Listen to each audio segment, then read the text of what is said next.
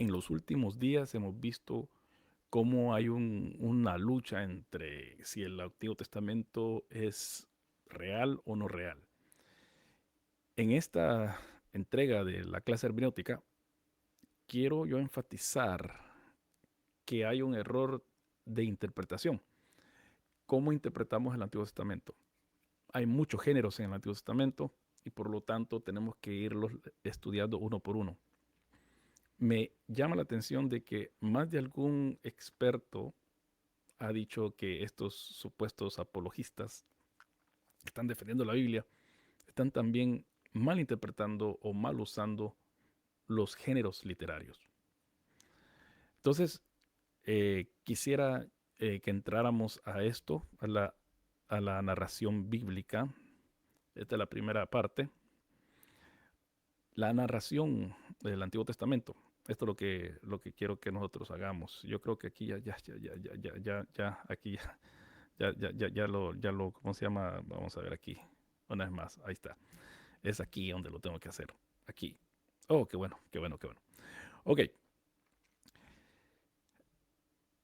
vamos a hablar de la narración y vamos a ver cómo las historias bíblicas usan imágenes para, bueno, cómo los comerciantes de ahora usan imágenes de la narración bíblica porque es tan algo a nuestra cultura.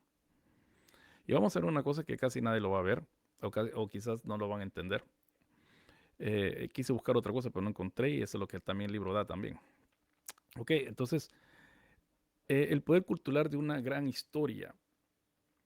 Eh, las narraciones bíblicas poseen un impacto cultural tan profundo que la publicidad contemporánea la utiliza asumiendo reconocimiento inmediato, como Sansón y Dalila. Cuando a una persona le cortan el pelo, la gente espera de que ya lo creen. Hay gente que no menciona ni los nombres, o Moisés, cuando ven a alguien con una vara, piensan con Moisés, de Moisés. Quizás cuando yo era pequeño, pero aún la gente piensa así. Relatos como la caída de Adán, Jonás o Moisés frente al Mar Rojo han influido poderosamente en nuestra sociedad, incluso en Hollywood. Y por eso tenemos el ejemplo de Moisés, los 10 mandamientos eh, y otras cosas que aún se cuentan en nuestra cultura. Y aquí tenemos esto, cómo es que ocupan la onda, aquí está una onda y se ha querido vender una onda, entonces ponen a David y a Goliat como los que están con esa onda. Y también ponen mejor dicho, sí, a David y Goliat, y ponen también a Sansón queriendo vender ropa interior para hombre. Em, y entonces, eso lo hemos visto en la tele, pero ¿por qué es que nosotros tenemos estas historias? ¿Por qué el hijo pródigo? Tenemos la historia también en la cultura, la historia de Sansón, como ya la dije, también las historias de Jefté y cosas así. Pero más que todo de David, ¿verdad? David es súper famoso, la historia de David, eh, como él mata a Goliat, eso es la historia de por excelencia, se podría decir. Ok, vamos a ver aquí. Entonces, hechos históricos, acontecimientos reales, literales. Está la historia teológica también, cosa de que aquí es donde mucha gente tiene un tropezadero tremendo porque mucha gente no quieren reconocer que existe esto, que exista una historia teológica y la verdad divina, enseñanzas sobre Dios y su plan. Entonces, eh, a ver, tenemos algunos pasajes como Samuel 17, Jueces 16, ¿y de qué se trata todo esto? Firme historicidad. Nosotros creemos que describen eventos verdaderos e históricos, no son fábulas ni situaciones míticas. Eso es lo que respecta la narración. La narración bíblica, y aquí es donde yo tengo que decir, tenemos que definir qué es una narración. Aquí es donde tenemos que ver dónde está la narración, qué es lo que es la narración. Eh, y qué es lo que es alegórico, qué es lo que es profético, qué es lo que es, vamos a estar viendo también la sabiduría. Bueno, también tenemos un propósito teológico supremo y esto es lo que yo creo que hay un gran problema entre los supuestos eh, personas que están defendiendo el texto. Muchos de ellos están defendiendo el texto, que ellos lo van a defender, etcétera, etcétera. Pero el problema está de que lo defienden, pero no están defendiendo el texto según su género literario. Porque para ellos tiene que ser verdad, histórico, pero ahí topan. Pero el escritor inspirado escribió eso con una intención teológica también. Y ahí es donde fallan muchos. No saben de esa intención teológica, no les importa la intención teológica, lo único que les importa es que se abrió el mar. O lo único que les importa es que que Adán y Eva estuvieron en el huerto. Yo esta semana estaba leyendo en clase el libro de Jonás. Y Jonás en sus primeros 10, 12 versículos ya tiene bastantes referencias a Génesis. Pero ninguna de esta gente habla de eso. ¿Por qué? Porque no se han tomado el tiempo de leer el texto. Propósito teológico supremo. Dios nos muestra cómo vivir mediante las acciones y fallos de personas reales, siendo Él el mismo personaje real, central.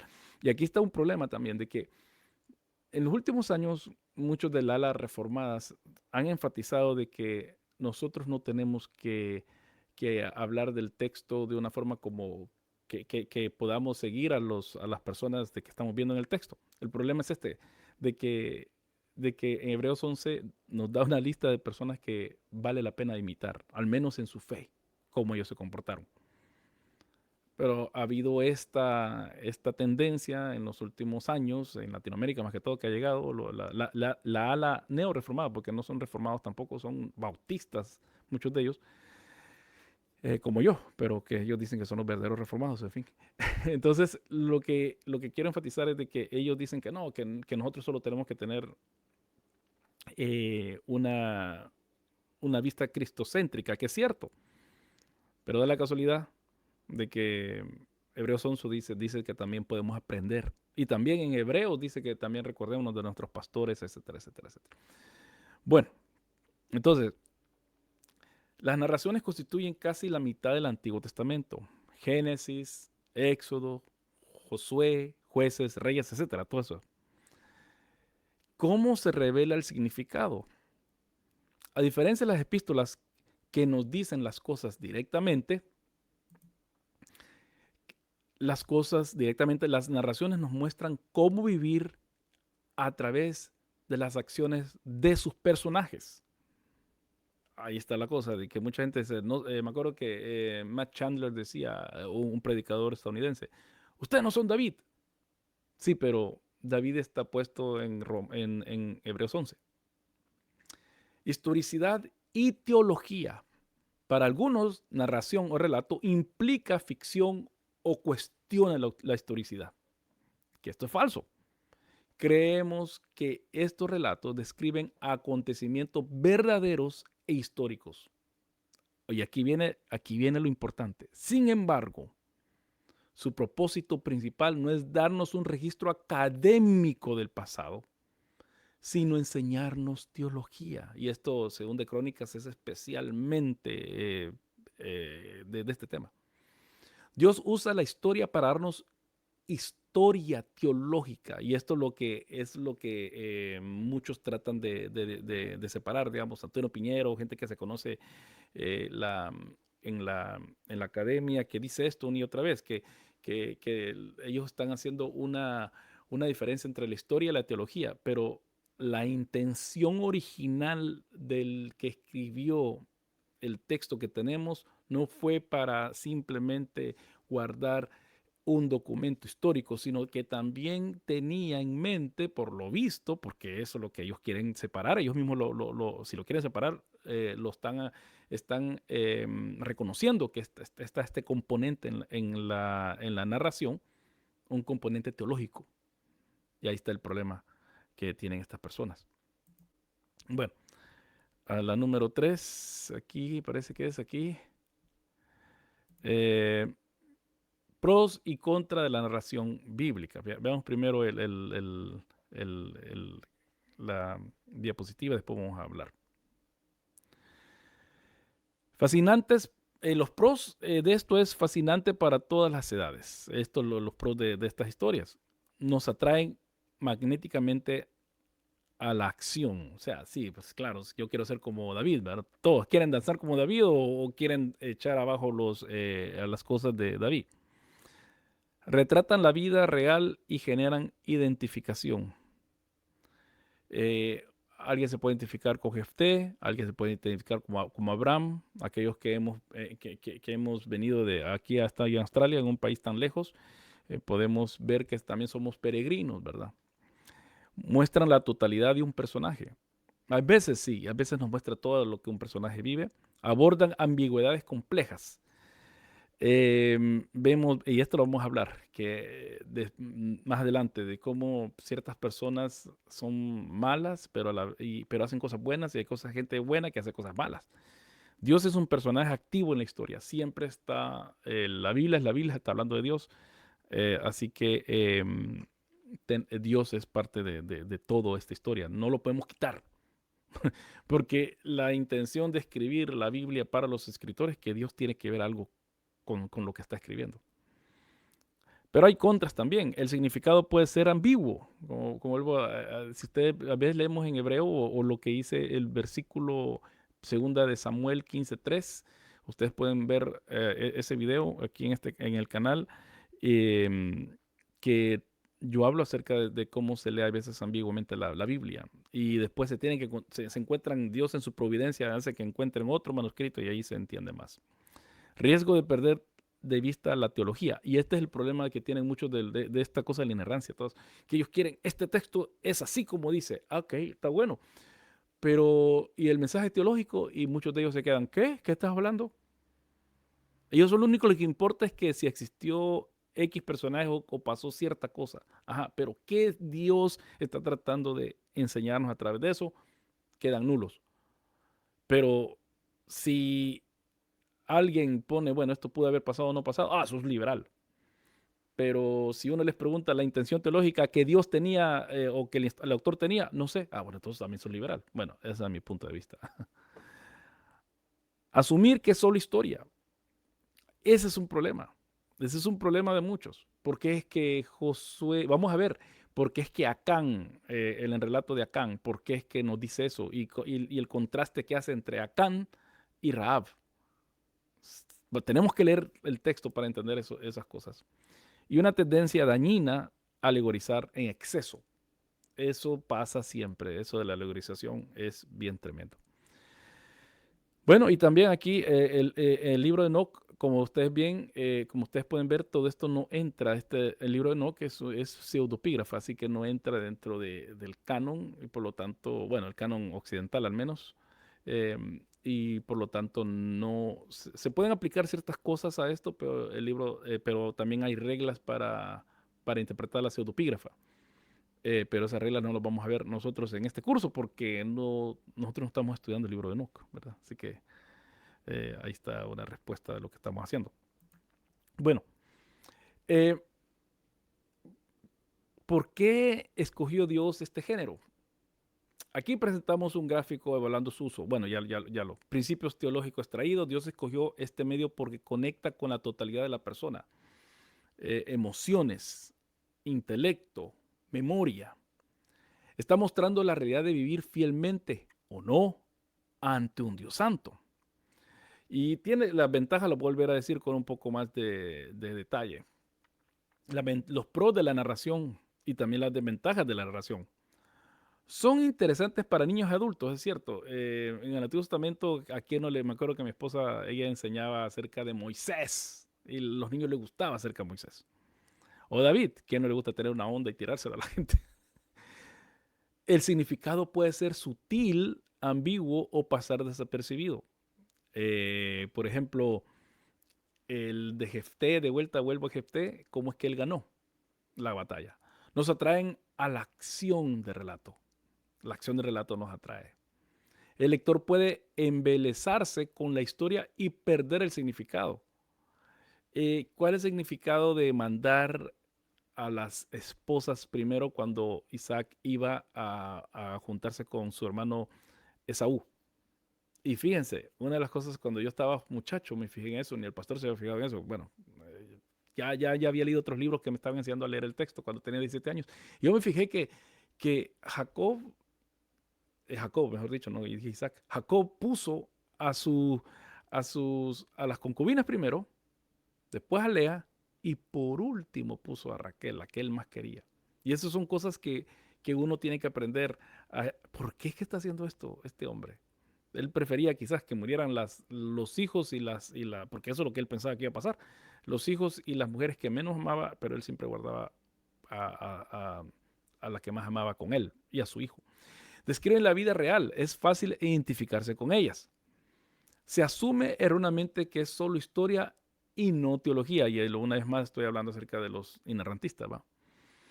Retratan las complejidades de la vida, pero hay peligros también. Está el peligro de extraer demasiada teología mediante la alegorización. Son fáciles de recordar, sí, y Dios puede incluirse a sí mismo como personaje, porque Dios es el que siempre está atrás de la historia. Son holísticas, o sea, una visión total del personaje y sus conflictos. Aunque a veces a mí me gustaría que nos dijeran más las historias más acerca de la gente y por eso es que pues, psicoanalizamos a los personajes bíblicos. Relacionan incidentes cortos con un gran relato general. Y esos son los pros y los contras que tienen la, ¿cómo se llama? La narración bíblica. Sigamos. Leer una narración. Y aquí está lo que les está diciendo. ¿Cómo vamos a leer nosotros? La lupa del exégeta. Observar como Sherlock Holmes. Y tenemos que ver las repeticiones, los contrastes y los detalles. No existen atajos, y eso es el problema, que muchos quieren ser profesores de griego sin estudiar griego, muchos quieren ser profesores de hebreo sin estudiar hebreo. Yo estoy en el segundo semestre ya y ya se está poniendo más duro porque estamos traduciendo Jonás todas las semanas y tengo que saber, tengo que estar al día. No estoy al día, pero ya la próxima semana ya me pongo al día. No existen atajos, los episodios abarcan capítulos enteros, se requiere paciencia y observación meticulosa de la escena. No es como ayer yo estaba en un live y me tiraban versículos, ¡pum! Y este versículo dice esto, ¡pum! Y el otro versículo dice el otro. Por ejemplo, estamos hablando acerca de las genealogías. En hebreo dice que Jesús es como Melquisedec. No tiene padre ni madre, no tiene... Es como, no es Melquisedec exactamente. Ahí está la cosa, es como Melquisedec. Y yo le dije, ahí dice que Jesús no tiene padre ni madre y todo, ni genealogía. Bueno, entonces, ¿por qué tenemos el Evangelio de Mateo y el Evangelio de Lucas que nos dan genealogías? Y yo hice una pregunta. Yo no creo de que los escritores de los evangelios se iban a olvidar de la cita que está haciendo Hebreos, que está en Salmos, si no me equivoco, con respecto a Melquisedec. Ah, no me importa esa cita, yo voy a escribir lo que yo quiera. Yo creo que no es así. Yo le dije a esta persona, y estamos hablando bien, eso es lo bueno, que él no se enoja. Eh, Ricardo se llama, gracias Ricardo. Yo le dije, encontrás esto en Hebreos, pero ¿qué haces entonces con este otro texto? Hola Javier. ¿Qué haces con este otro texto que están en los evangelios? Que están igual inspirados por Dios. Y eso también es una cosa de cuando hablamos de la inerrancia también, y dale con esto, pero porque estaban hablando de esto también, todo vuelve a todo esto de estos días. Cuando alguien me dijo, yo creo en la inerrancia, ajá, ok, en contra de mi posición. Y yo le dije, ¿vos crees que la mujer puede ser ordenada pastora? Y dijo que sí, la palabra de Dios no está en contra de eso. Bueno, pero algunos inerrantistas dicen que sí. Entonces es la interpretación que uno le da al texto que es inerrante, entonces no es el texto en sí. Así que no existen atajos. La alarma exegética, hay detalles inusuales porque el tejado de lino. ¿Por qué el cordón rojo? El cordón rojo estamos hablando de Rahab. Deténganse. El autor bíblico está enviando una señal cuando está hablando todo eso. El autor bíblico. ¿Ok? Entonces, eh, al igual que en los evangelios, se requiere una lectura cuidadosa y observacional, como Sherlock Holmes analizando la escena de un crimen.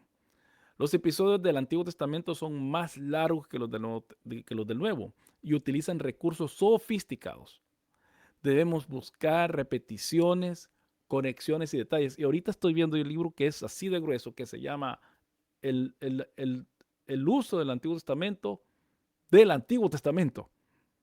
porque esto es algo que ha salido, bueno, ha estado siempre, pero en los últimos 40 años ha tomado más interés con respecto a cómo se ocupa la Biblia, el uso de la Biblia. Lo que los protestantes hemos dicho mucho de que la Biblia se tiene que interpretar con otros textos, pero da la casualidad de que muchos no. Muchos, como digo, solo tiran textos y no tienen una teología bíblica, una teología de toda la Biblia.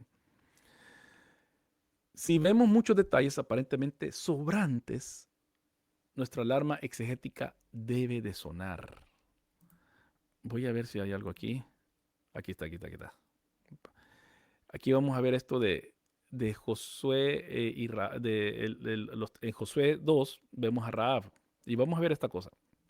Vamos primero esto. En el capítulo 2 de Josué vemos a Rahab, una cananeo de mala reputación. Oye de Dios y teme. Esconde los espías para salvarlos. Pero también en el capítulo ya 7 encontramos a Acán. Eh, Prostituta cananea. Rahab es una prostituta. Tiene mala reputación. Acán es un hombre hebreo de Judá, altamente respetable. Pero aquí viene. Oye a Dios, Rahab, y teme y esconde a los espías para salvarlos. Y miren lo que pasa después. El israelita hace esto. Ve los milagros, pero no teme. Esconde el botín sagrado. Una oye y teme. Está en Canaán. Oyen qué es lo que ha hecho el Señor. Y el otro ve los milagros, pero no teme, sino que esconde el botín, pero la mujer esconde a los espías. Su casa queda en pie mientras la ciudad arde o cae cuando se caen los muros de Jericó, ¿se acuerdan? En el caso de Acán, su tienda y posesiones son quemadas como un cananeo. Ella y su familia viven, se convierten en israelita. En cambio, Acán, él y su familia mueren, se convierten en cananeo. Miren qué diferencia, qué diferencia. Y esto es lo que nos está diciendo el autor entre líneas. Pero no lo vamos a encontrar si simplemente estamos solo leyendo, para refutar a otros. No, tenemos que ver cómo es que está trabajando el texto. Conclusión, la fe genuina y la obediencia tienen un valor supremo sobre la etnia, el género o la respetabilidad social. Esto es bien tremendo. Quisiera hablar entonces acerca de esto. Al leer Josué 2 y Josué 7, notamos que el narrador estructuró estos eventos alrededor de la destrucción de Jericó en Josué 6, para enseñarnos que la fe en Dios importa más que la nacionalidad. Los papeles se invierten irónicamente. Y esto ya lo vimos, pero lo voy a repetir. La cananea vive y el israelita muere. Rahab en Josué 2 y Acán de Josué 2 y después el 6. Y Acán en Josué 7. Y ya lo hemos visto que una es mujer, el otro es hombre, uno es de la tribu Judá, la otra es prostituta de Canaán. Eh, Ella debería haber muerto junto con todo su pueblo, pero vivió. En cambio, al israelita debía haber prosperado, pero murió. Su familia y posesiones sobrevivieron. En cambio, Acán, su familia y posesiones perecieron, bajaron vivos al Seol, dice la Biblia. La nación fue destruida en el caso de Rahab, pero la nación de Acán fue prosperada. Pero él no prosperó. Esconde a los espías para salvarlos a Rahab, y como vemos, esconde el botín Acán que robó a Dios. Y se recuerdan qué pasó también a alguien que también quiso robarle a la iglesia primitiva en Hechos. ¿Qué pasó? Murieron Ananías y Zafira, como Acán. Teme y cree en el Dios de Israel. Eso se llama, eso está con Rahab. No teme, no tiene temor de Dios y desobedece. Eso se refiere a Acán. Se convierte en israelita y vive. Eso es Rahab. Y si ustedes se recuerdan, es parte de la descendencia en la genealogía de Jesús. Está Rahab. Pero Acán se convierte en cananeo y muere. Bueno, vamos al próximo. Esto. Características literarias de la narración. Y vamos a ver aquí los tres. Una anatomía del relato. Argumento. El qué y cómo. Tenemos que ver el qué y cómo. La estructura organizativa. Exposición, conflicto, resolución. Es como una novela prácticamente. Hay un pobre, una muchacha pobre que llega a una casa rica. Hay una mujer que está en contra de ella y y le quiere quitar el hombre, o el hombre rico de la casa se enamora de ella. Estoy hablando de, ¿cómo se llama? De la María del Barrio.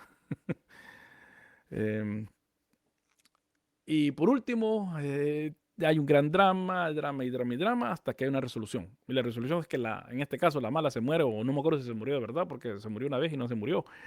Dejan ahí como que no se sabe. Y, y ahí termina la cosa. Une episodios cortos en relatos masivos.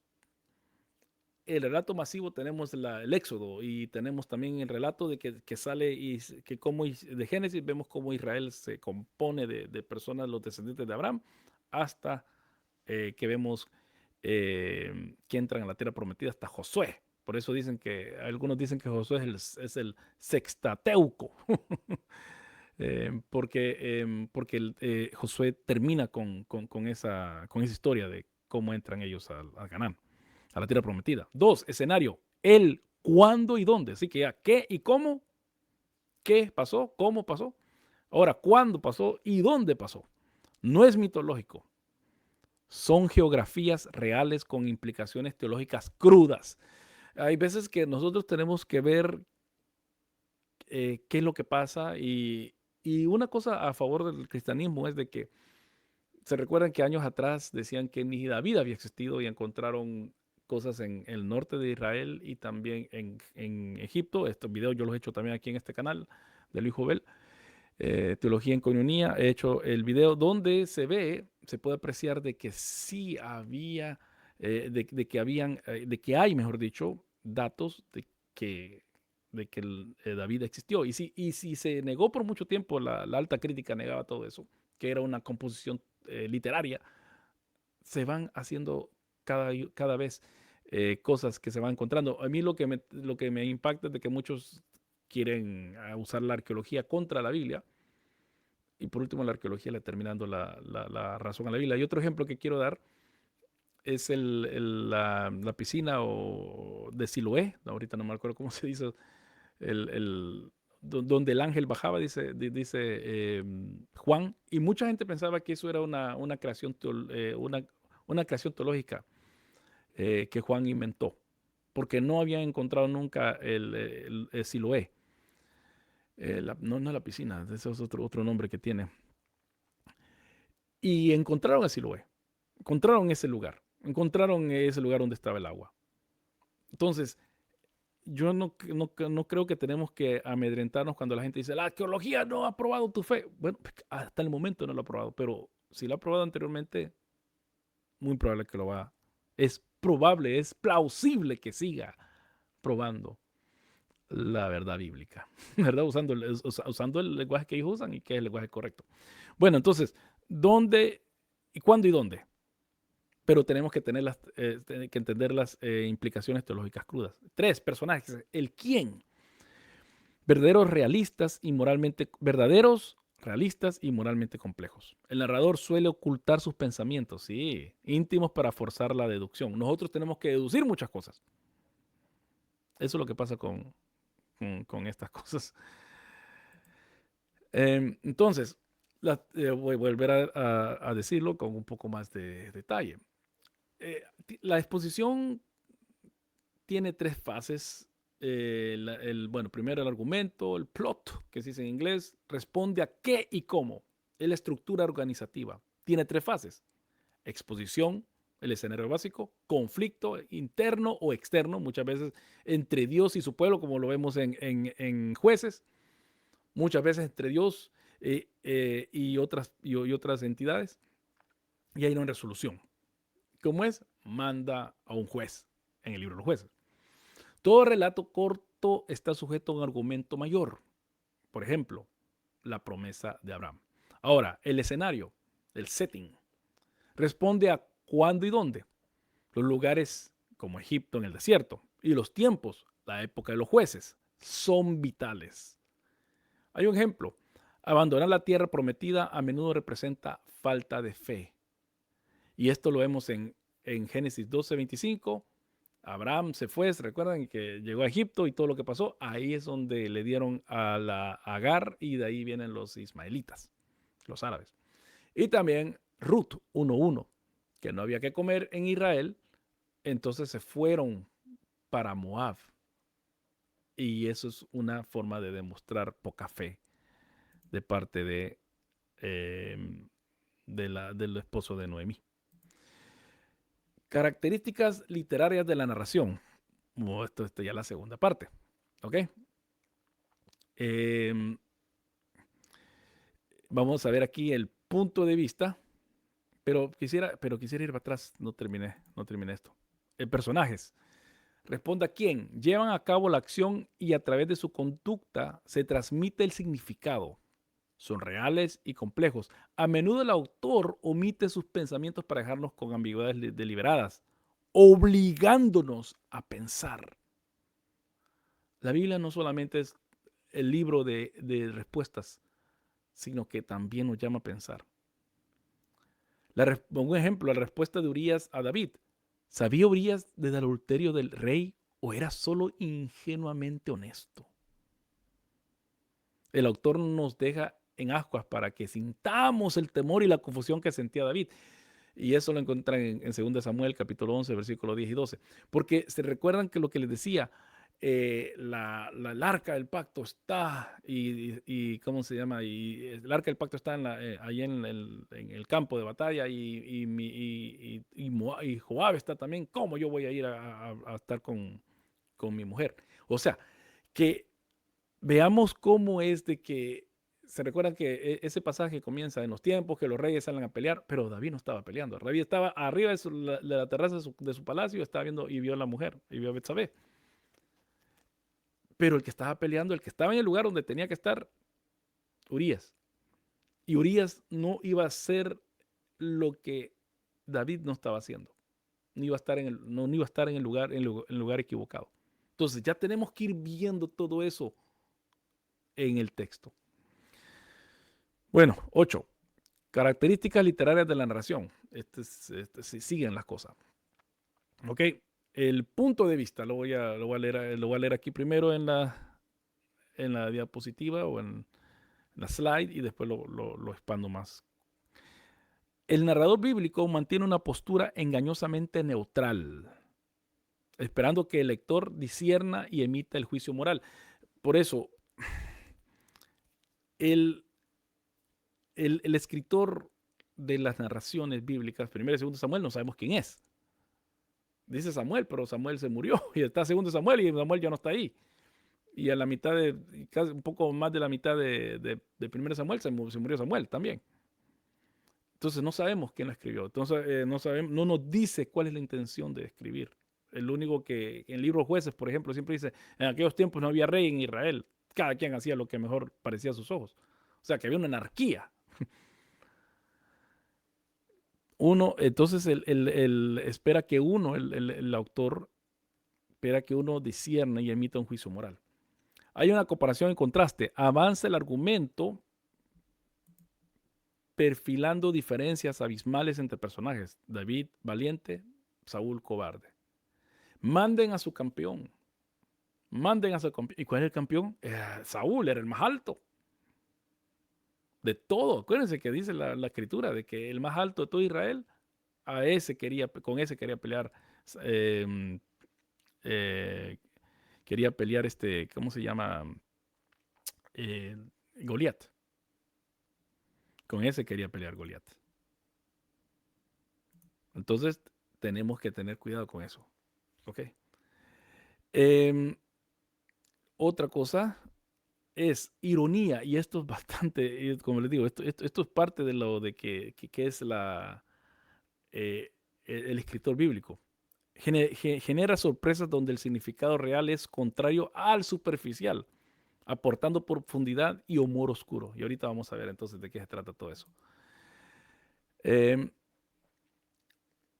el punto de vista del autor, él es responsable de transmitir el significado. A veces lo hace explícitamente, según de Reyes 17:7, valorando la caída de Israel. Pero casi siempre permanece neutral. Bueno, en Según de Reyes, por eso Según de Reyes ya está diciendo que por qué es que cayó Israel. Lo dice claro. Pero casi siempre permanece neutral y sutil, dejando que saquemos las conclusiones. Y una vez más, ejemplo 1, Jueces 19. Los israelitas en Gibea cometen el mismo pecado que Sodoma en Génesis 19, Sodoma y Gomorra. El autor no los juzga abiertamente, pero el paralelismo nos grita, Israel se volvió igual de perverso que los cananeos. Ustedes se recuerdan cuando estaba Lot en Sodoma y Gomorra, ¿qué es lo que pasó? Llegaron los ángeles y querían también conocer a esos hombres. Y llega el levita y ¿qué querían las personas de Gibea? Querían conocerlo también. Entonces, hay un paralelismo ahí. ¿Y a quién está juzgando ahí el autor? Está diciendo que los israelitas estaban haciendo eso. Bueno, ejemplo 2. Salomón, el autor parece alabarlo por sus construcciones y riqueza. Esa es en 1 Reyes 10-11. Pero a la luz de Deuteronomio 17, aquellos que lo quieran leer, el relato expone veladamente su desobediencia al acumular mujeres, caballos de Egipto y riquezas. Todas esas cosas no tenía que hacer el rey de Israel. Así que espero que tengan los textos bíblicos. Es el 2 Reyes 17:7, Jueces 19:22, versus Génesis 19, 1 Reyes 10, 26 al 28, y comparémoslo con Deuteronomio 17, del 14 al 17.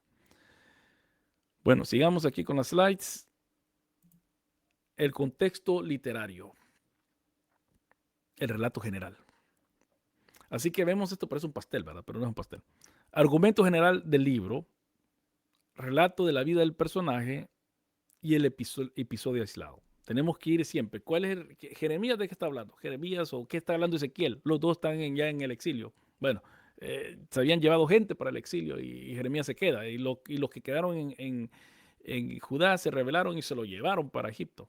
Entonces tenemos todo eso. Todo eso tenemos que pensar así. Las piezas dentro de rompecabezas. La ley de la trayectoria. Las interpretaciones que no encajan en la línea general del relato casi siempre son incorrectas. Ejemplo de Números 14. Negarse a entrar a Canaán no es solo desobediencia aislada, es rechazar el clímax redentor de siglos del Éxodo. El pecado de lo que estaban con el Éxodo. El pecado con Betsabé, es el 2 Samuel, es el punto pivotante, estructural, que convierte la gloria de David en una cadena de tragedias prolongadas. Porque recuerdan, cuando él dice, ese hombre tiene que morir, cuando llegó Natán a decirle que tal persona había... El relato queda ahí, porque quiero ir más rápido. Y él dice, ese hombre tiene que morir 4 veces. Tiene que desea morir y merece morir y va a pagar 4 veces. Entonces le dice, tú eres ese hombre. Y lo que pasó fue de que vemos después en el relato de que David pasa 4 calamidades. Una de ellas que Absalón se le va en contra de su propio hijo. Le hace una revolución. Bueno, ok. Vamos entonces a ver, a dar un poco más de detalle. Hay comparación, eh, hay contenido, hay comparación, contraste, utilizado para desarrollar el argumento. El ejemplo, el contraste entre la espiritualidad de Ana y la corrupción de Elí. ¿Y por qué era Elí corrupto? Porque no hacía que sus hijos, que eran sacerdotes, llegaran, llevaran una vida santa. ¿Se recuerdan cómo era que él creía que Ana estaba emborrachada? O el valiente y humilde David frente al cobarde y evasivo rey Saúl. Bueno, tenemos también la ironía, situaciones donde el significado literal es totalmente opuesto al real, usado para impactar al lector. Y el ejemplo, los filisteos capturan el arca del pacto, 1 Samuel 5:6, creen que han capturado al Dios de Israel, pero en realidad Dios acaba de invadir Filistea, o sea que Él es el que invade Filistea. Destruye a su dios Dagón, ¿se acuerdan? En el cassette de Remoleneando, decapitó a Dagón, dios de los filisteos, cortándole las dos manos, lo redujo a vanidad. Entonces está cantando de eso, que eso es lo que pasó. Y Dagón estaba enfrente del arca adorando al Señor. Envía plagas y regresa victorioso con oro, mostrando que él y no los filisteos tiene el control. Y eso lo encontramos en 1 Samuel 9 y 16, 17 y 1 Samuel 5, 6. Entonces es la ironía. Que tenemos otro slide que tenemos que ver. Vamos a ver aquí. El contexto literario, el relato general, directrices para el análisis contextual. Nivel libro completo es el nivel macro. Estudiar los temas y el mensaje general del libro bíblico entero y preguntar. Están las preguntas. ¿Qué papel juega el episodio en el argumento global del libro? Por eso es cuando, volviendo al ejemplo que di acerca de las genealogías, que Ricardo, tu hermano, me estaba cuestionando con respecto a eso, que Cristo no tiene genealogía. Entonces, ok, adentro aún del libro de, no solamente está siendo, el libro de Hebreos, no solamente el Señor está siendo comparado a Melquisedec, está siendo comparado también a Moisés, está siendo comparado también y puesto sobre los ángeles. Entonces, hay bastantes comparaciones que le están haciendo al Señor Jesús. No es que el Señor Jesús sea Moisés, no es que el Señor Jesús sea Melquisedec, no es que el Señor Jesús sea un ángel, como piensan algunos también. No, pero tienen aspectos. Y después nos vamos entonces a ver de nuevo Mateo y Lucas, donde tiene genealogías el Señor. Si no me equivoco, Lucas llega hasta hijo de Dios, hasta Adán. Los dos llegan a Adán, pero Lucas dice hijo de Dios. Me llama la atención eso. Entonces está el nivel libro completo. Está el nivel relato general, el meso de en medio. ¿Va? Leer la totalidad de la vida del personaje de principio a fin, buscando patrones narrativos integrales. Y estos, ustedes se recuerdan, eh, eh, si ustedes han leído a Abraham, Isaac y Jacob, los pasajes de Génesis, cómo es que a veces se repiten las cosas. Muchos han dicho que son, que es que los escribas se equivocaron y que volvieron a escribir lo mismo. No, yo creo que por eso, ¿cuál es el mensaje teológico a través de eso? Ayer con mi profesora de hebreo estamos hablando acerca de eso, de que muchos como yo, por eso no me aflige la inerrancia. ¿Por qué? Porque muchos como yo preferimos trabajar con el texto recibido, con el texto recepto, ¿va? La última forma del texto, con la última forma del texto. Así es como nosotros trabajamos. Podemos sacar teorías de cómo es que ese texto llegó a ser, pero lo importante es lo que tenemos ahorita y con eso es lo que vamos a trabajar. Ok, buscando patrones narrativos integrales. Número 1, nivel capítulos inmediatos. El micro. Leer como mínimo 3 capítulos continuos en del episodio, el inmediatamente anterior y el posterior para ver las costuras, las posturas, lo que ahí quiso decir la diapositiva, no sé, pero para ver eso, ¿ok? Entonces, los relatos no existen aislados. Deben interactuar con el panorama general del libro y no solamente el libro. Digamos, si es un libro de, ¿cómo se llama? Histórico, busquemos si, digamos, primera y segunda de Samuel, primera y segunda de Reyes, primera y segunda de Crónicas. Entonces, ahí hay paralelos muchas veces. Entonces, vamos a ver cómo es que cada uno dice, lo dicen diferente, porque son diferentes autores, diferentes tiempos. Crónicas, crónicas inevitablemente, cuando estos libros llegan hasta la deportación, estos libros están escritos, lo más probable es que están escritos en Babilonia. Entonces, ven de otra forma las cosas. Y Crónicas es el libro que se conoce, primera y segunda Crónicas, que está teologizando todo. Todo es teología para él. No todo, pero me entiende, que para ellos teológicamente por eso es que son echados fuera de Canaán. Entonces, de ahí tenemos que ver cómo el libro de Isaías, por ejemplo, a veces que agarra de los libros históricos, cómo es que tienen que ver. O Jeremías también. Y luego podemos ver como Zacarías y Malaquías, cómo esto tiene que ver también con Esdras y Nehemías, porque son contemporáneos todos ellos. Bueno, entonces ese es el macro, o sea, lo queremos hacer más macro y cómo es que todo esto en el Antiguo Testamento trabaja y después nos tenemos que tirar al Nuevo Testamento, si esto, cómo trabaja en el Nuevo Testamento también. Un ejemplo, números 14, Israel rechaza entrar a la tierra, no es una rabieta más, es rechazar el cumplimiento de la promesa central hecha a Abraham desde Génesis. Es una promesa y ellos dicen, no, no vamos a entrar, porque hay gente ahí gigante. También está el ejemplo 2, está el ejemplo de 2 Samuel 11:12. El pecado de David con Betsabé no termina con el perdón de Natán. La primera mitad del libro, capítulo 1 al 10, es puro éxito de David, mientras que la segunda, capítulo 13 en adelante, es dolor familiar, insurrecciones y decadencia. El contexto general nos enseña que aunque Dios perdona el pecado, las terribles consecuencias permanecen. Y esto los textos bíblicos son números 14, 2 Samuel 11 y 12, versículo 13 en adelante. Y entonces pues, vemos que esto es lo que tenemos que ver dónde está todo esto trabajando. No solamente agarrar un texto y correr con ese texto, no, tenemos que saber interpretar la Biblia. Y por eso que usted ha tomado este curso, ¿verdad?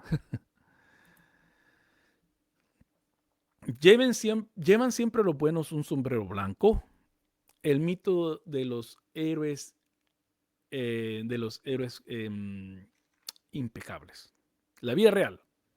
El Antiguo Testamento no es un western simplista en blanco y negro. Sus personajes, excepto Dios, son una mezcla compleja de rasgos heroicos y fallas devastadoras. David es el ejemplo. Y toda la gente dice, miren, David también pecó, ¿por qué es que el pastor no puede volver a ser pastor si peca?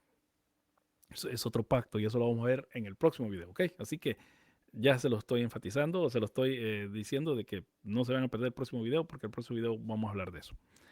El peligro exegético. Asumir automáticamente que todo protagonista es un modelo virtuoso a imitar. Ese es un peligro. Confundir el mal comportamiento del héroe con comportamiento aprobado. Pervierte el relato. Bueno, David era macho. David era hombre. Le vio una mujer y le gustó y para adentro. Venite conmigo, aquí en mi palacio, te voy a tener bien. Y ahora en los últimos años ha habido bastante estudios con respecto a de que David más bien abusó su poder, porque eso lo sabemos, pero también pudo haber violado a Betsabé, porque la mujer no podía, no se podía negar al rey. Este es un problema que tenemos ahora. Bueno, ahí no hemos llegado ahí. ¿Qué porción del texto deberíamos leer para situar un episodio en su contexto adecuado? Debemos ir desde el contexto más amplio al más reducido. Hay 4 directrices. Tener presente el relato general del Antiguo Testamento, que eso es lo que estoy hablando ya de antes, porque estas cosas a mí me encantan y lo tengo en la cabeza siempre. Estudia los temas y mensajes general del libro específico en que se encuentra el pasaje. leer la totalidad del relato general que envuelve al personaje. Por ejemplo, leer desde Génesis 12 al 25 para un evento de Abraham, lo que dije anteriormente. Regla de oro, leer al menos 3 capítulos, todo el capítulo del episodio, el capítulo anterior y el capítulo siguiente. No hay vuelta de hoja. Y bueno, aquí vamos ya a la ambigüedad de esto que estamos viendo. El Antiguo Testamento retrata a seres humanos reales, complejos, llenos de fallas. No son personas que son perfectos. No estereotipos de películas del oeste. Debemos tener cuidado al extraer principios, ya que no todos los personajes e incluso no todas las acciones de los héroes son modelos a seguir. No siempre se... Imagínense, Jefté, Señor, si tú me das la victoria, lo primero que salga de mi casa lo voy a entregar a ti. Lo primero que salió fue su única hija. Y ahí está el debate también, que se dice, la Biblia no lo deja claro que si si la dio en holocausto, cosa que el Señor ya había dicho en la ley que no hiciera, y por qué entonces él estaba ofreciendo eso. Y aquí es donde entra y aquí es donde muchos hay, que si alguien quiere tomar también esto, decir que soy liberal, pero ahí está la pregunta, si los israelitas estaban de verdad aprendiendo la ley. Y esto lo tenemos bien claro que en Segunda de Reyes o en Segunda de Crónicas, no me acuerdo dónde sale de que encuentran el libro de la ley que se había perdido. Muchos piensan que ahí lo crearon porque vemos que aún en los tiempos de David no se guardaba la Pascua, a pesar de que eso era requerimiento. Vemos también en Jueces que el levita que se fue con la tribu de Dan, ellos adoraban otros dioses. Entonces, la pregunta surge, y esto no es una pregunta liberal, es una pregunta que está en el texto. Esta gente está ofreciendo a sus hijos al Señor. Andan haciendo sacrificios en Bazán, andan debajo de todo árbol frondoso, hacen muchas cosas que la Biblia dice que no tienen que hacer. Y lo hacían.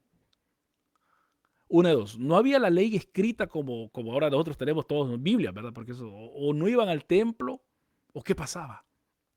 Entonces, todas estas preguntas, liberal, no, el texto mismo critica eso, que no se conservaba la ley del Señor. Era pura profecía. Y cada quien hacía lo que mejor era a sus ojos. ¿Y dónde está la ley del Señor ahí? Si acaban de salir de Egipto y Moisés no había ni pasado ni 100 años. Y ya estaban, ni 50 años quizás habían pasado ya. Y ya estaban haciendo todo eso. ¿Y dónde estaba la ley? ¿Dónde estaban los profetas? Todo esto. Los levitas. Y da la casualidad, pero eso lo voy a decir, que hasta que Josías encontró, los que estaban arreglando el templo, encontraron el rollo. Entonces ahí, nosotros estamos mal, estamos malditos. Dijo, todas estas cosas nos van a decir, nos van a caer encima. Y recordemos que lo están escribiendo después del exilio.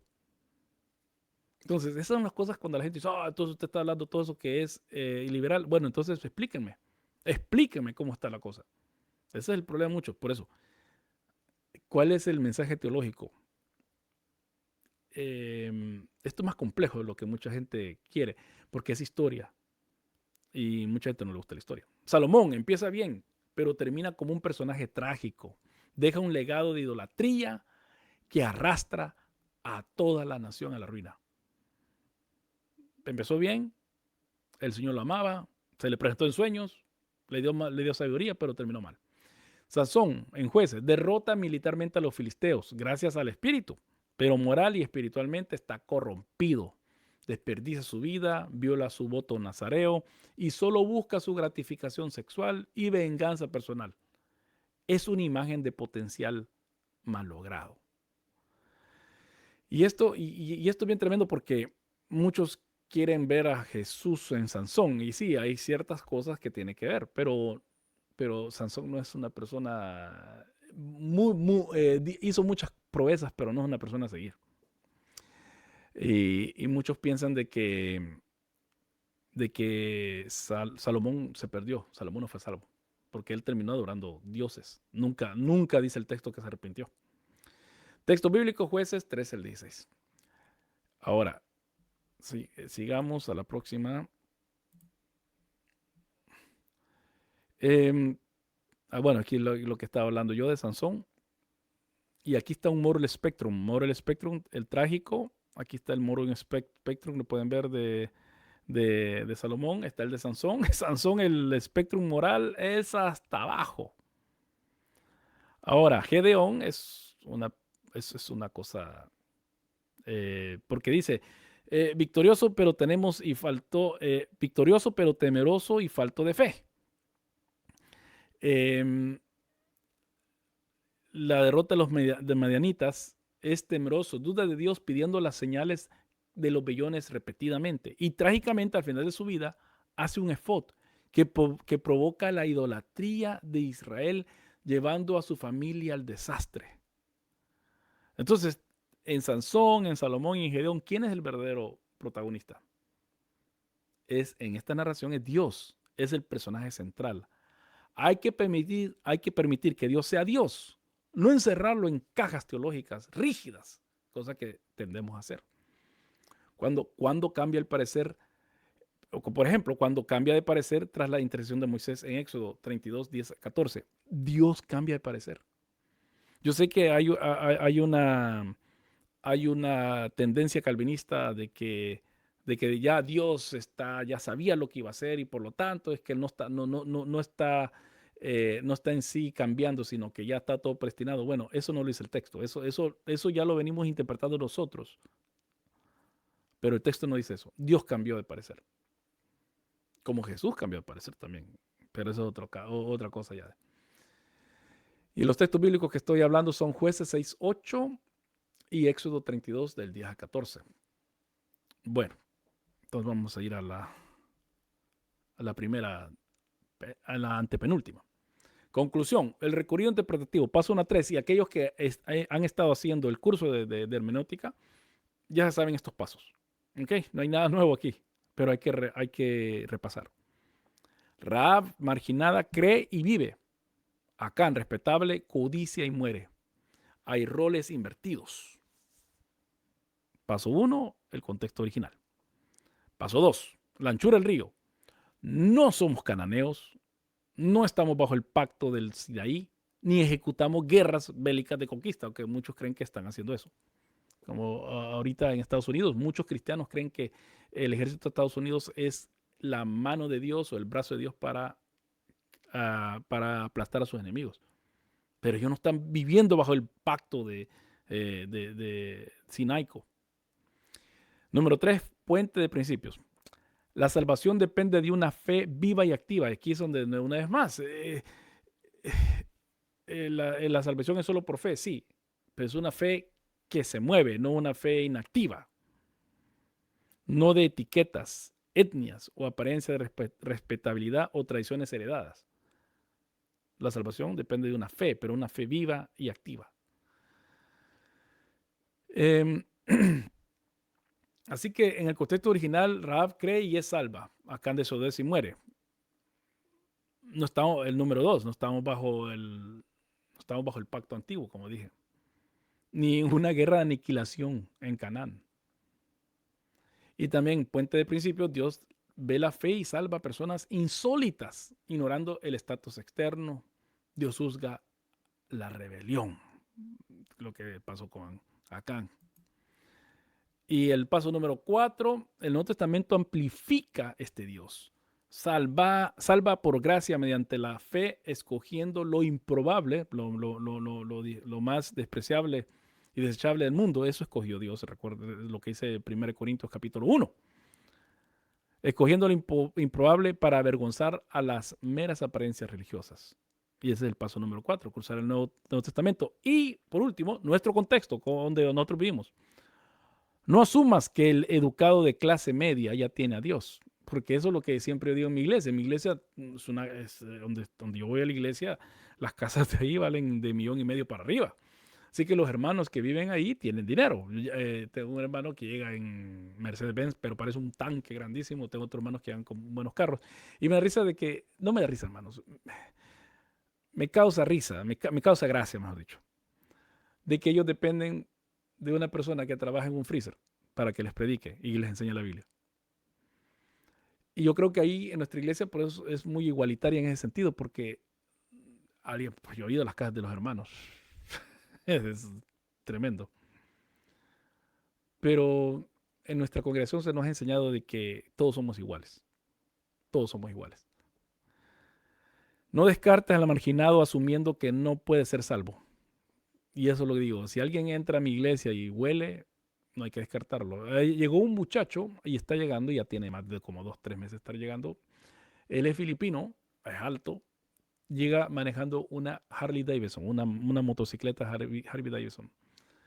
Es pelo largo, pero ha salido que es una persona que ama al Señor. Pero al principio llegó con la jacket de Harley Davidson. Entonces yo dije, ¿qué pasa aquí? Pero, hey, ¿cómo está? Ah, sí, yo me llamo Justin. Entonces empezamos a hablar. Y ahora va a cantar, va a empezar a cantar en el coro. Porque las apariencias no son como uno piensa. Por eso yo tengo trato de tener esa disciplina de que la persona, aunque se vea diferente, pero yo tengo que hablarle. Dios derrama gracia inesperada sobre candidatos improbables. Bueno, nosotros somos candidatos improbables, hermanos. Yo soy candidato improbable. Eh, Cristo y el Nuevo Testamento reafirman que la salvación es por fe verdadera y no por linaje externo o tradiciones eclesiásticas. Y nuestra aplicación como cristianos de hoy, no debemos juzgar a personas marginadas, asumiendo que no pueden ser salvas. Y ahí que está hablando de María del Barrio, lo marginal. Dios se deleita en salvar a candidatos pocos probables. Bueno, he terminado. Esta es la clase de hermenéutica donde hablamos de cómo poder interpretar la narración bíblica, algunos elementos básicos para hacer esto. Yo les invito de que en el próximo programa también se puedan sintonizar y puedan ver el video donde voy a explicar de cómo interpretar la ley del Antiguo Testamento. Y esto es muy problemático porque el texto que dice, y no lo vamos a tocar porque esto es más profundo, que mi papá me regañaba porque cuando yo comía, ahora ya no lo hago porque ya estoy más viejo, ya no puedo, ya mi estómago no soporta eso. Me comía una hamburger y después me comía me tomaba un milkshake. Y mi papá me decía, no cocinarás al cabrito en la carne, no cocinarás al cabrito en la leche de su mamá. Él lo interpretaba así. Y hablando con un judío, con otro hermano que antes entrevistamos gente, con Mark Brett, él también dijo, yo le contesto y me dice, sí, también, a él también le pasó, el papá le hacía lo mismo. Así que chistoso eso, ¿verdad? Chistoso eso de que estaba también tratando de tener un poco de comida, pero el papá de uno lo está juzgando, ¿verdad? Porque uno, porque uno interpreta diferente o no se ha fijado en el texto. Bueno, entonces, deme un like, comparta y también comente. Díganos cómo usted cree que se tiene que interpretar el Antiguo Testamento en el género narrativo. Y suscríbase al canal, ¿verdad? A los estudiantes de esta clase, ellos tienen esto primero, a ellos les llega esto primero, así que, y ellos también tienen acceso a mi persona si ellos necesitan otras cosas.